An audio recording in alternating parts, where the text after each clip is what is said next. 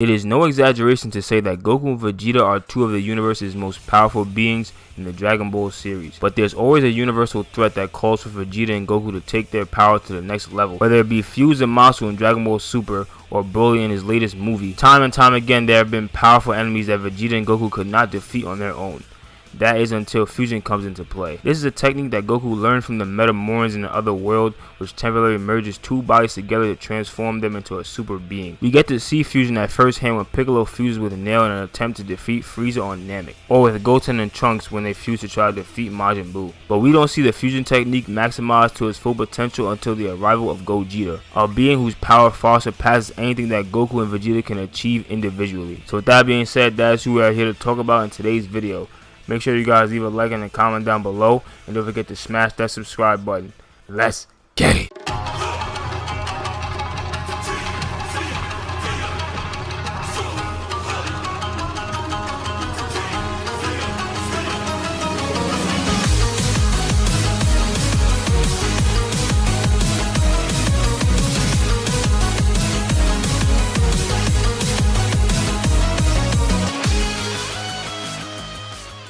How strong is Gogeta? This is something that every DBZ fan wants to know ever since he was introduced in the Dragon Ball Z Fusion Reborn film. But for today's video, we're going to be focusing on Gogeta Blue from the Dragon Ball Super Broly movie. Now, unless you've been living under a rock for the past 2 years, I'm pretty sure that you have seen the Dragon Ball Super Broly movie by now, where Broly fights a post-tournament of power Goku and Vegeta, and he absolutely destroys both of them with his seemingly limitless power, causing Goku and Vegeta to teleport to Piccolo's location in order to perform the fusion dance and transform into this godlike being known as Gogeta. Now, as soon as Gogeta encounters Broly, he first fights him in his Super Saiyan form, but as the battle wanes, Broly's power gradually increases, forcing Gogeta to transform into his Super Saiyan Blue state. Now, some people claim that Gogeta could have beaten Broly in his Super Saiyan form, but I disagree with that because Broly has shown his ability to adapt to your fighting style and pretty much match his power to yours or even eclipse it. But with that being said, Gogeta as a whole is a total powerhouse, but adding Super Saiyan God Ascended just puts him on another level and miles ahead of most fusions that we have seen up until this point. Now that begs the question, is Gogeta stronger than Vegeta? Now the thing you have to remember is that the last time we saw Vegeta, it was against a Fuse Zamasu,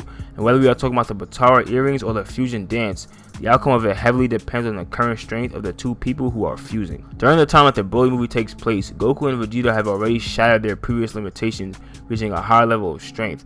Goku getting a taste of Ultra Instinct and Vegeta achieving his Super Saiyan Blue Evolved transformation. Now if we're talking about the actual fusion technique itself, it is said that the Batara fusion was better than Metamorph because the time Goku and Vegeta could stay fused was longer. Now I actually have a theory that I have seen someone say in another YouTuber's comment section, which I actually agree with. He was basically saying that at the point that we are at in the Dragon Ball Super manga, Goku and Vegeta will just overload the Batara earrings because their power is simply just too great to be using a Supreme Kai's fusion item. It is stated in a Shonen Jump scan that Vegeta and Gogeta are both relative to each other. So if you take that theory I just explained earlier out of the equation, it really comes down to would you rather have a 1-hour fusion with Vegeta or the 30-minute Metamorph fusion with Gogeta. Well, we know that Batara fusion was stated to be permanent, but that changed in Dragon Ball Super among mortals to just an hour. Now going back to the Broly movie, we can see that Gogeta was putting out an absurd amount of power. So that makes you think to yourself, why did the transformation last for as long as it did? Well, it probably means that Gogeta's ki control is much greater than Broly's, and he wasn't putting out that much power until he absolutely needed to. You can see during the fight when Gogeta decides to really amp up his power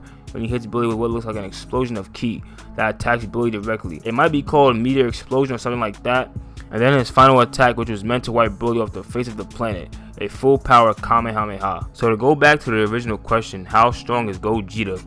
He's pretty badass, man. Easily one of the strongest characters in Dragon Ball right now. And he's definitely number 1 if not 2 infused characters. I don't know, man, it's really a preference. Would you rather have a more serious character whose combat style is based around pure brawling and just straight up overwhelming you with his raw power? Or would you rather have a Vegeta type of character, someone who sort of plays the mental game with his opponents while also being really cunning at the same time? You guys let me know down in the comments below who you guys would rather have save the universe, Gogeta Blue or Vegeta Blue. As always, I'm Humble Beast. I hope you guys enjoyed this video. Make sure you like and subscribe for more content, and I'll see you in the next one. Peace. 言葉なんかじゃ何一つ叶わない